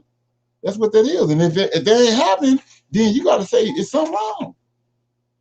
It's something wrong, man. We at the very end. And you sitting around fumbling. You ain't got no idea. It's people don't even know. Ain't even heard about Hebrew Israelites. Come on, man. Something wrong. Something wrong. And that's what I mean by give me your pearls to swine. If the Most High, they ain't putting it on your mind or pressing upon you to communicate with somebody, or 9 times out of 10, what's gonna happen? That the spirit in that person is gonna make contact with you. You ain't got to make no contact with them. It's something gonna happen. They gonna make contact with you. You ain't gotta do no talking. Yeah, that's how they work. But like I said, they say they awaken, but you still trying to. You don't see Isaiah, you don't see Jeremiah, none of them prophets going around witnessing. Huh? Do you see any of the prophets witnessing? No, not at all. That's Christianity, man. Just like I said, baptism. The Pharaoh on them. That's why he shut. That's why one of the plagues was he turned the Nile to blood, because they worship the Nile. They take the Pharaoh down and dip them in the Nile. That's where baptism come from, right? And then you say, what are you talking about? Well, they justification for that is that they dip them in the water and bring them back up, just like the Most High did when he took Israel into the Red Sea and delivered them on the side. Well, the Bible tells you they went in on dry shod. They ain't getting no water on them. Right. They passed through dry shod. Baptismo means to be immersed and get wet. That's garbage, man. Yeah.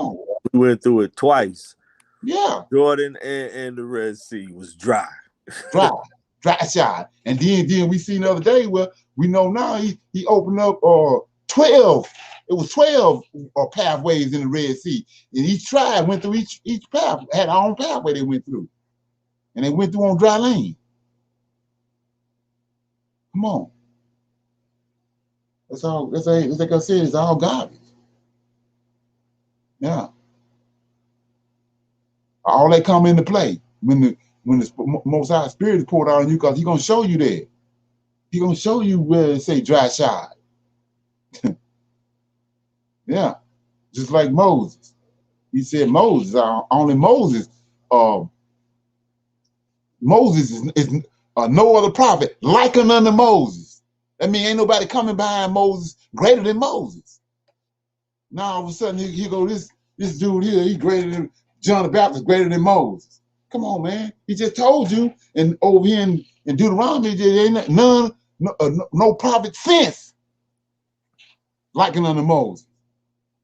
Come on, they done denigrated Moses. Even worse than that, that's blasphemy. Yeah. That right there is the definition of it. Right. Now you got prophets and prophetess. Right. Exactly. Right. All this. Yeah. That's good. Ones. Right. Yeah. Let me since we got about 30 minutes. Let me. I want to deal with this a little bit, then so we can close out. This is a little bit about the 12 tribes. I want to shine a light on some stuff because I was trying to find it because I was dealing with all this stuff back in the day, and sometimes I get it crossed up. Anybody ever heard of the devil on horseback? Nope. No. The devil came on horseback. I'm gonna show you that. A little bit of this part. Megiddo, a fortress city in northern Israel.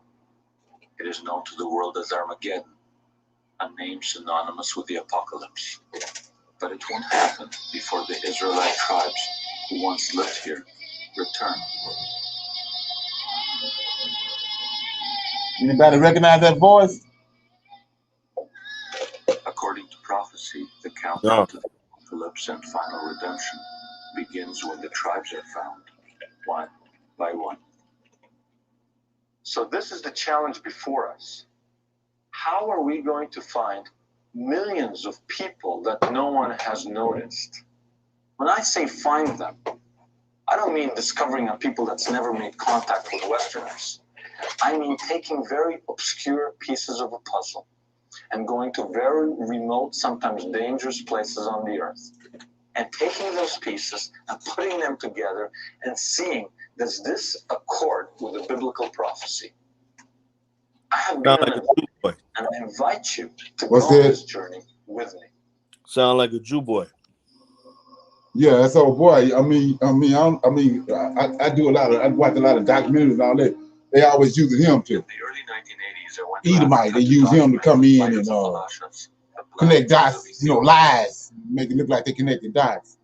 These people were caught in the midst of persecutions, war, and famine.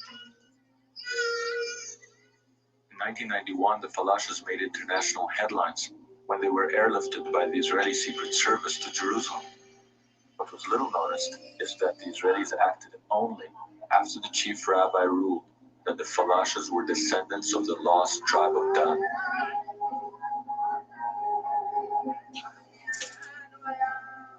Can you imagine? So let's look at that right quick. I ain't gonna. This is the name of the video is "We Are the Lost Tribe." Where are the Lost Tribe of Israel? Quest for the Lost Tribes. You can watch it, but I'm gonna show you right here. This was the deception coming in there. I showed you in Second Kings 17.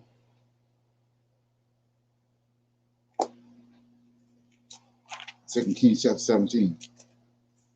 Anybody familiar with the philosophers? There was Ethiopian Jews. They went and brought them to Israel. Yeah, we went over a video on that. Okay, yeah. So here we go right here. Yeah, they supposed to have taken that DNA test to say that they're the original Jews. Right. And I showed you that that's who Samaria was, because the king of Syria went and got other people and brought them, put them in the. They took the Israelites out. None of the cities wasn't damaged or nothing. Everything was intact. They just took the Israelites out, took them to Assyria, and brought other nations there and put them in different tribes, different lots in Israel. That's who Samaria is. That's why Samaria is so wicked as hell. Them wasn't Israelites. Just like I'm showing you right now, it's a bunch of folks we dealing with now ain't Israelites. So chapter 17. Bald-faced men, they can't grow facial hair. What's that? The Ethiopian men, aren't they bald-faced men? Yeah, they don't have that much hair on their face. Right. Okay, that's Ethiopians come from Cush. Right. Okay, so 2 Kings 17 verse 24. Well, I'm gonna read 24 verse 23. It says 22, and the children of Israel walked in the all of sins of Jeroboam, which he did, and they departed not from them until the Lord removed Israel out of his sight, as he had said by his servants, the prophets. So was Israel carried away out of their own land to Assyria. That's the 10 tribes. Now, 24 says, and the king of Assyria brought men from Babylon. See, he brought other people there. Same thing going on now. Says men from Babylon and from Kukut and from Ava. And when you go look at that word Ava, that's Cush, Ethiopians. See that? And from Hamath and from Seraphim, right? And placed them in the cities of Samaria instead of the children of Israel, and they possessed Samaria and dwelt in the cities thereof. So this way these clowns going back to this situation right here, 2 Kings, getting these people, Philistine Jews, and saying they from the tribe of Dan. See that? Can't go for that. So they got it on news now. They doing everything but dealing with the Israelites. Judah. They know Judah over here in America, but they doing everything but deal with the real Israelites. You know? So let's let a little more play. And I'm gonna show you something. The lost tribes of Israel making front page news. Can you imagine the government of Israel acting on the words of rabbis who say this is the lost tribe of Dan. And suddenly modern aircraft swooping in to Civil War Ethiopia as people from ages ago are airlifted into modern Israel. Seeing the Ethiopians in Jerusalem, I thought, was this just an anomaly? Or was the biblical prophecy beginning to unfold? So like I was telling you before, you have to understand that it got their end time event that it concocted, and the Yahweh got end time event. They concoct their own end time event. That most Israelis take for I time understand that, okay? There are So, people who, like I say, this is where are the lost tribe Israel, Quest for the Lost Tribe, you gonna watch it. You know, they're all over the place. They're all over in China. There's a group of Chinese over there saying that they have tried these rabbis. Well, he just said a key word, modern Israel, which means there's an old one and now there's a new one. Exactly. So, within their words is a contradiction itself. Right. Okay, so here we go right here. This is what I was telling you about. And this goes back to, like I said before, let me read this right quick. So, you know, for anybody that's listening, you go to Hosea.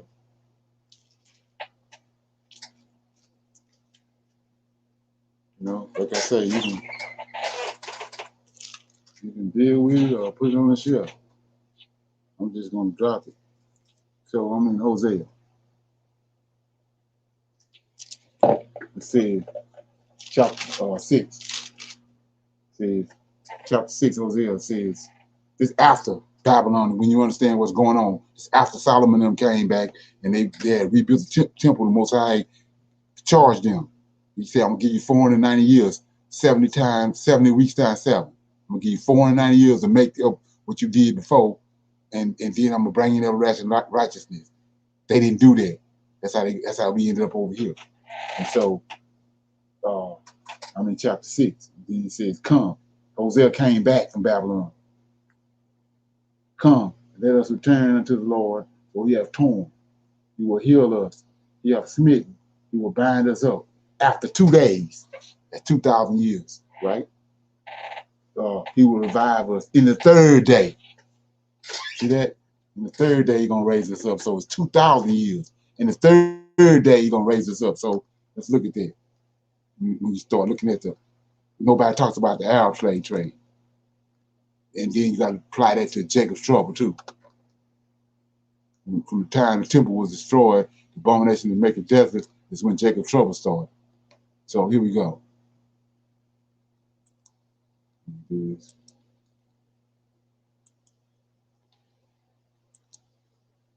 this been going on for almost 3,000 years right here. I'll play this first. Got like 3 videos. I'll just play parts of it. This happened in Africa, where the 10 tribes is. I'd done my time in the Marine Corps. I completed my obligation of 4 years. It's called Devil Came on Horseback. What I was looking at was doing a desk job for the next 7 years before I could become maybe a battalion executive officer. And I said, this is not, Brian, I cannot sit here. And I thought about it. I talked to my dad. He says, just, deal with it. But I couldn't deal with it. I'm a captain in the Marine Corps. I'm an infantry officer. I just commanded a company of 330 Marines. And so I decided to get out. Like Global Industrial, help you pick the right benches and chairs. What's up? I found a job on the internet. It said Patrol Leader Sudan. I said, Patrol Leader Sudan. That sounds great. So I went and picked up a few books about Sudan and started reading. My job was to go monitor a ceasefire. I was going to be in charge of a 3-man team, and we would go out and investigate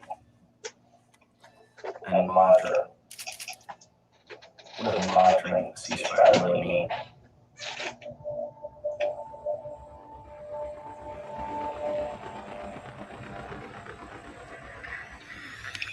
The Sudanese government and rebels are in final negotiations for a peace accord that would put an end to a 2-decade-long civil war between the predominantly Muslim North and the animist and Christian South.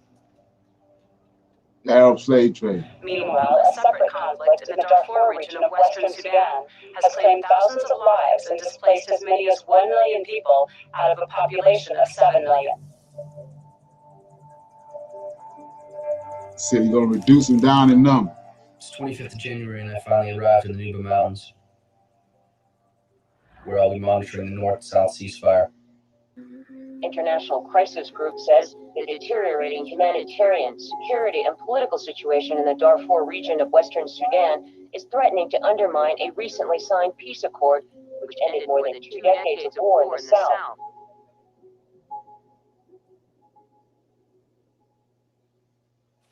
We are getting reports about tensions in Darfur, a region to our west.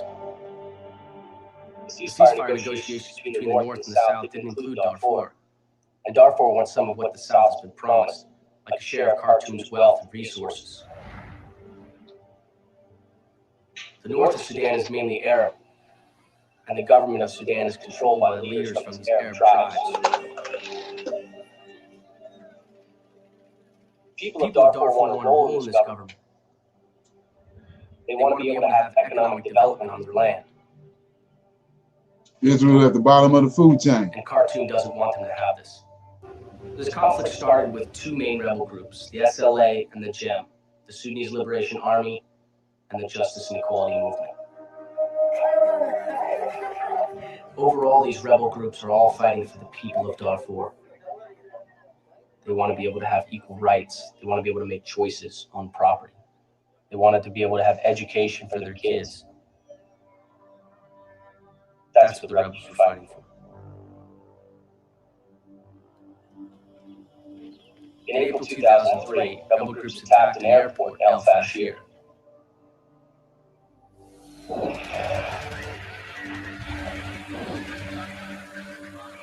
The rebels rolled into this airport.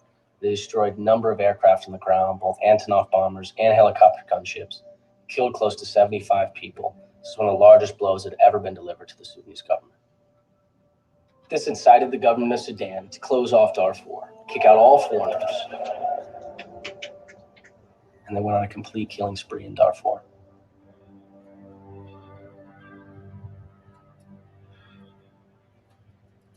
We are hearing more about the attacks going on in Darfur.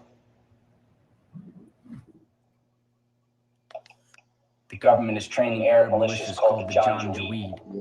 And the Janjaweed are sent to the devil on horseback right here.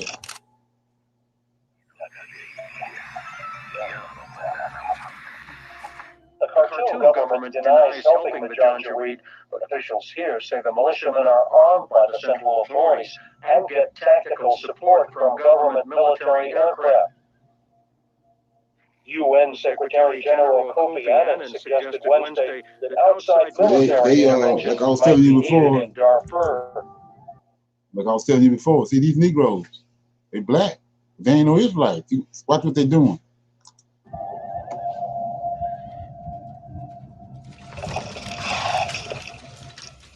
The Janjaweed, which means devil on a horse, are the Arab militia groups that are armed and trained by the Sudanese government.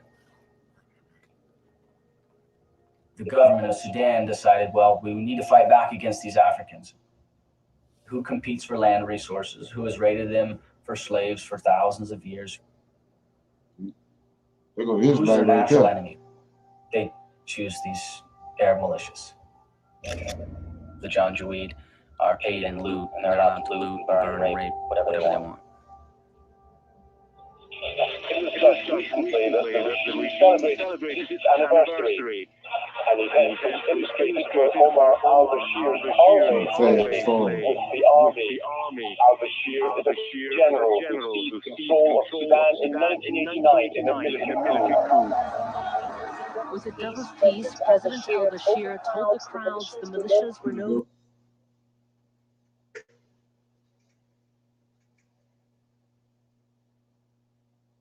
Longing for oil and Sudan's desire for weapons. China. We as a government, we are going to do the right thing. Dear Gretchen, the general situation here is tense. Thousands have now died, and hundreds of thousands have fled to neighboring Chad.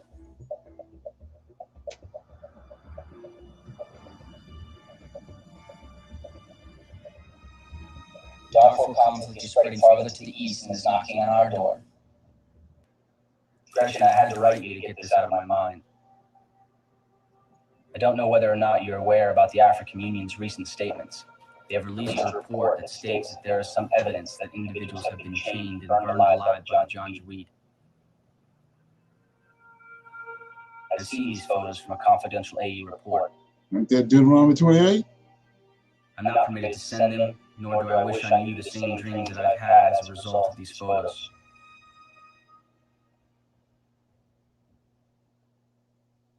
The individuals that were burned were children from a girls' school, and their families that had tried to save them. The photos were the most disturbing thing that I've ever seen. I saw girls that had their hands bound by makeshift handcuffs, huddled together and burned alive. Men strewn all over the village, burned alive, only because they were trying to protect their family. The entire village lay in ashes. If these photos were released to the public, there would be troops in here in a matter of days. I'd heard about opportunities in Darfur. The African Union was setting up a mission to monitor a newly signed ceasefire between these rebel groups and the government of Sudan in Darfur. This was an African Union mission, but they were taking international monitors on their teams, one per team, to assist. So I just volunteered. I said, hey. Doing on both sides of Atlanta. Like Wall Street over here, and they doing this over there. Union is a pan-continental organization which brings together heads of... Okay, any comments on that?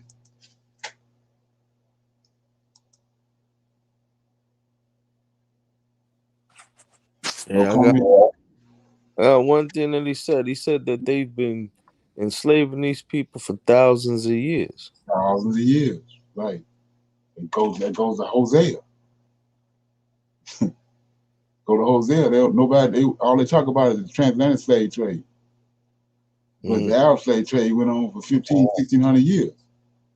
You can't, that's got to be in scripture. Hey, Leonard. What's that? Like Deuteronomy 28:68, I'm gonna bring you back to Egypt again on ships. Right. I mean, like, is that talking to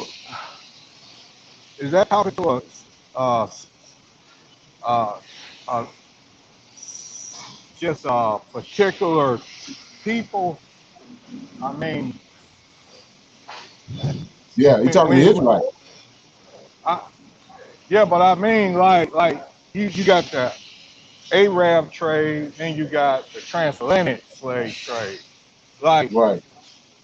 Like, can you tie that to like Abraham 400-year prophecy dream? Yeah, that's what I was saying. When you understand how like I was telling you about they didn't tricked us off by saying the minor prophets, and they tell them major prophets and minor prophets, but that ain't how you deal with that. These minor prophets I showed you in Ezra, they all came back from Babylonian captivity. Them prophets that's talking to us. When you look at the book of Jeremiah, Isaiah, they ain't talking to us. Jeremiah and Isaiah talking about the Babylonian captivity, that the Most High going to send them into the captivity in Babylon. So Abraham came before that. So what Abraham talking about? Abraham talking about Egypt. When he passed, your folks, your seed going into captivity in Egypt. And then, like I was saying before, when you look at you see that when you in the scriptures, it's with Daniel. Gabriel came and told Daniel the Greeks coming. He ain't say nothing about no Americans. He said the Greeks coming. Daniel had a dream of the second and the third beast. You see? And then, like I said, Amos told us that he was going to he's torn himself away from us, and he's going to be gone for 3,000 years. And so when you add up the transatlantic slave trade with our time over here, then you see what it's 2,000 years, almost 3,000 years. So let me read this right quick. I don't know if nobody caught that. I read it the other day. I'm gonna read it again. It says,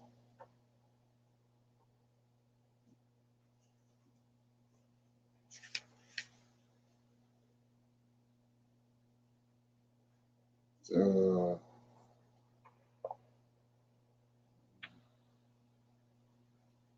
got Jasher, right?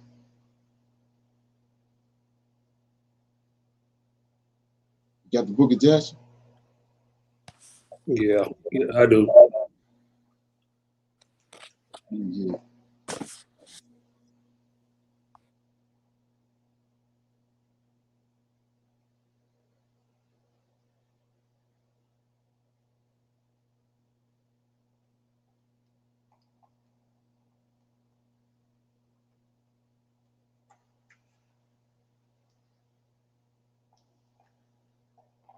Wait a minute.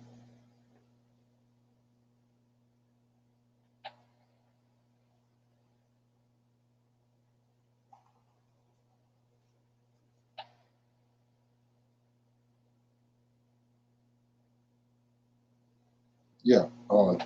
Jasher 75. Got it? Chapter 75. All right. So I'm gonna start reading verse 1. At that time, in the 180th year of the Israelites going down into Egypt, there went forth from Egypt valiant men, 30,000 on foot, from the children of Israel, who were all of the tribe of Joseph, children of Ephraim, the son of Joseph. Now here we go, verse 2. For they said the period was completed, which the Lord had appointed to the children of Israel in the times old, which he had spoken to Abraham. See that? 400 years. See that? Clear as a bell. Yes, sir. There it is. Right there. See what I'm saying? So, like I was saying before, what you come to realize is that these clowns, they ain't left no rock unturned. So you know what I'm saying? And the only way you're gonna get out of this thing is the Spirit of the Most High on you and reveal this stuff to you. And then because when you see it, then you don't know if it's the Most High or not. You know? And that, well, like I said before, he told us the seed gonna respond to it when the truth comes. So you see right here. Well, Leonard, the reason a lot of Morays teach the 400 years is because they don't use this biblical record. I doubt they even know this exists in the book. Yeah, right. They don't. They don't. You know, so they saying the 400 years started in 1619 and ended in 2019. Yeah, right. That's right. They wrestling with that. But yeah, I see that. But we see what there's a fluke now. It's a fluke because, like I said, he said that not a one leaf fall from a tree that he don't know nothing about, right? Correct. What about 1,600 years of our slave trade? You mean you don't know nothing about that? Come on. Okay. All right. So you got to factor that in there. When you factor it in based on what Hosea telling you, then you see there it is. They're gonna 2,000 years. What are you talking about? And so what's coming up now is, like he said, he's gonna come and get us in the third day. That's where we at. We in the third day, and we see all this stuff manifesting. But like I said, you gotta let it ferment. That's how the Most High work. You ain't gonna just grab hold to it and you got it, or like you gotta let it ferment. But it's got to be posed to you first. That's how the Most High work. Yeah. Then you gotta let it catch root. Okay. So let me play one more of these videos. I had 3 of them. I'm just gonna play one more. Show you this. You know, when you look at it, you ain't like I say. Dang, come on. Picture worth 1,000 words. you ain't got to. You ain't even got to. Just look at it.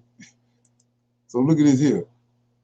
Let me see.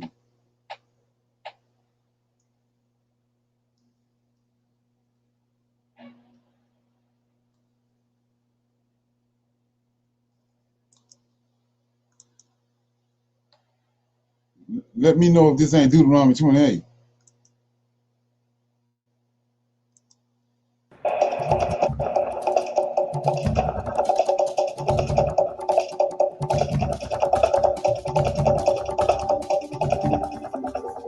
In 2004, I became an unarmed military observer with the African Union in Darfur, Sudan. All I had was a camera, a pen, and a paper. I was totally unprepared for what I'd see. I'm a captain in the Marine Corps. I'm an infantry officer. I just commanded a company of 330 Marines. And so I decided to get out. And without really any idea what I was going to do, I found a job on the internet. It said Patrol Leader Sudan. I said, Patrol Leader Sudan. That sounds great. So I went and picked up a few books about Sudan and started reading. My job was to go monitor a ceasefire. I was going to be in charge of a 3-man team, and we would go out and investigate and monitor. What does monitoring a ceasefire really mean?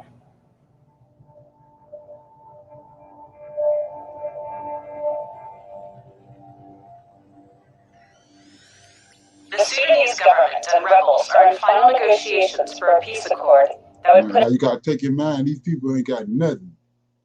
That's the bottom of the food chain. They're attacking them with from the air, from the men on horseback and all that. Come on, check it out. An end to a 2-decade-long civil war between the predominantly Muslim North and the animist and Christian South. Look at that. Now they ain't got nothing. Look how they come out. Meanwhile, a separate conflict in the Darfur region of Western Sudan has claimed thousands of lives and displaced as many as 1 million people out of a population of 7 million. Gretchen, I had to write you to get this out of my mind. I don't know whether or not you're aware about the African Union's recent statements. They have released a report that states that there is some evidence that individuals have been chained and burned alive by the Janjaweed. I've seen these photos from a confidential AU report. I'm not permitted to send them, nor do I wish on you the same dreams that I've had as a result of these photos.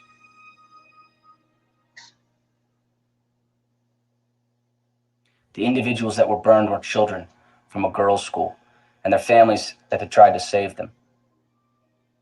The photos were the most disturbing thing that I've ever seen. I saw girls that had their hands bound by makeshift handcuffs, huddled together and burned alive. Men strewn all over the village, burned alive, only because they were trying to protect their family. The entire village lay in ashes. If these photos were released to the public, there would be troops in here in a matter of days. The people of Sudan are scared. They fear if they speak out against the government that they will be imprisoned. I was talking to two individuals confidentially the other day. I was basically asking them to tell me what their thoughts were about the government and the situation in Darfur. They said that there is no gray area. It is either genocide or not. Are people being killed because they are Africans and not Arabs? Yes. I'm afraid that we will be hearing about Sudan for a long time to come.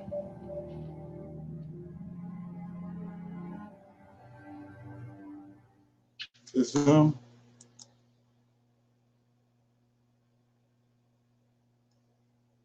comments before we go?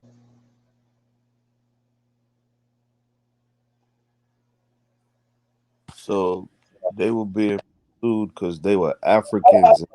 You get a beautiful lifetime, energy-efficient metal roof, complete with insulating foam backer for about the same cost as a premium asphalt or composition roof. Hi, my name. Go ahead. Yeah, so it says that they were being pursued and killed because they were Africans and not Arabs and not Muslim. Right, but those are Israelites. They don't deal with the. They're not dealing with the. Islamic faith.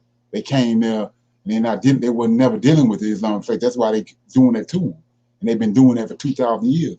And they know their history. They know they came there from from another place. They're not from Africa.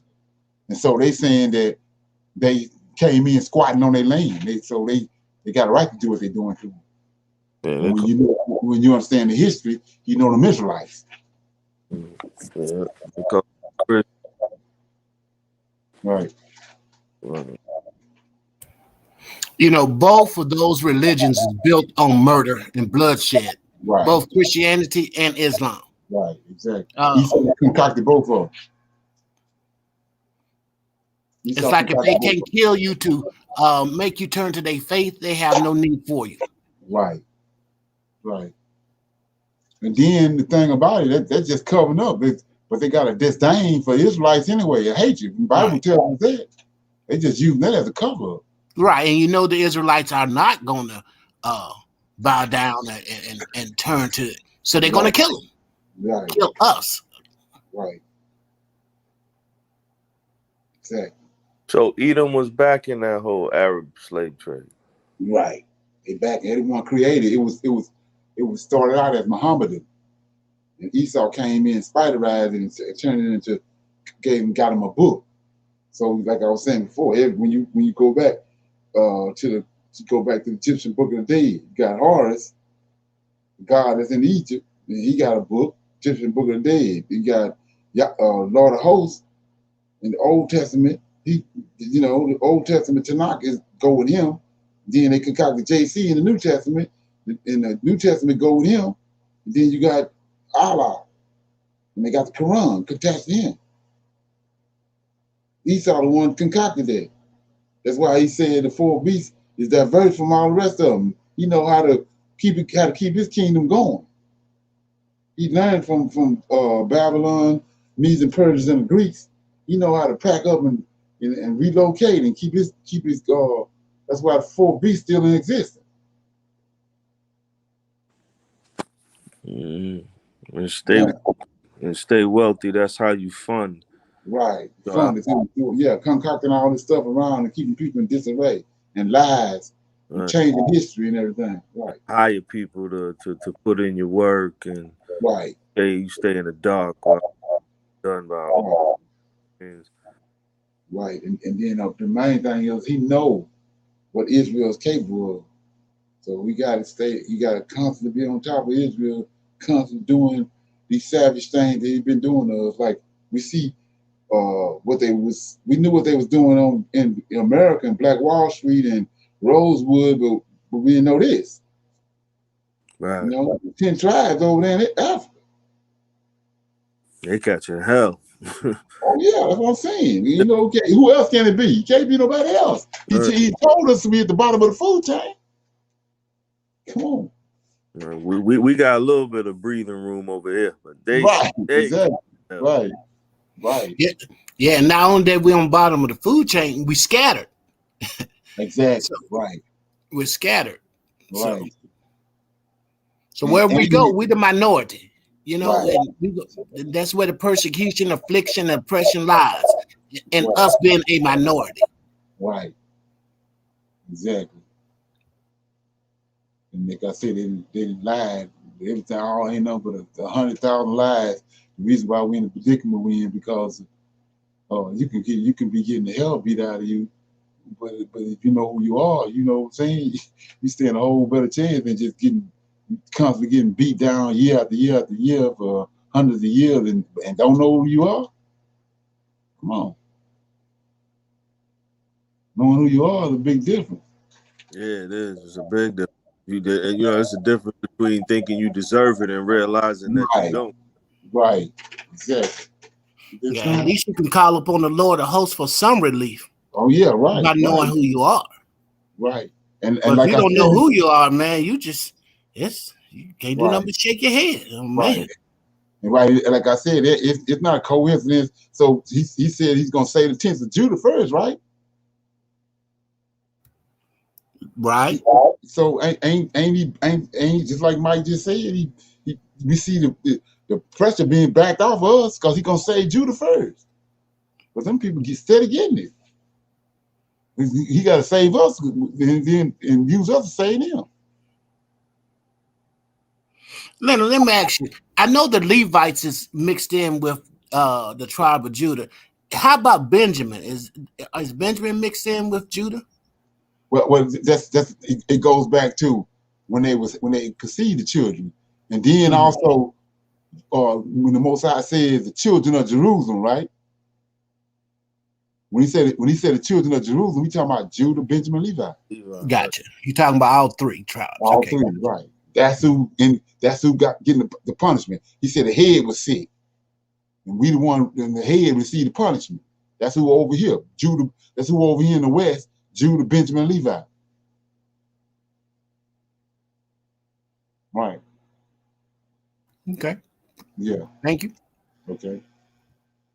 Everybody good? Yeah, we passed 2 hours. All good. Okay. Good. That was a good one tonight, brothers. That was a good one. Was. Okay.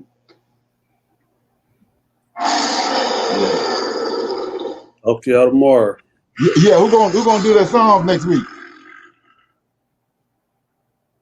I will. Okay. Yeah. All right, D. Okay. I see y'all next tomorrow at 7. Okay. Shalom.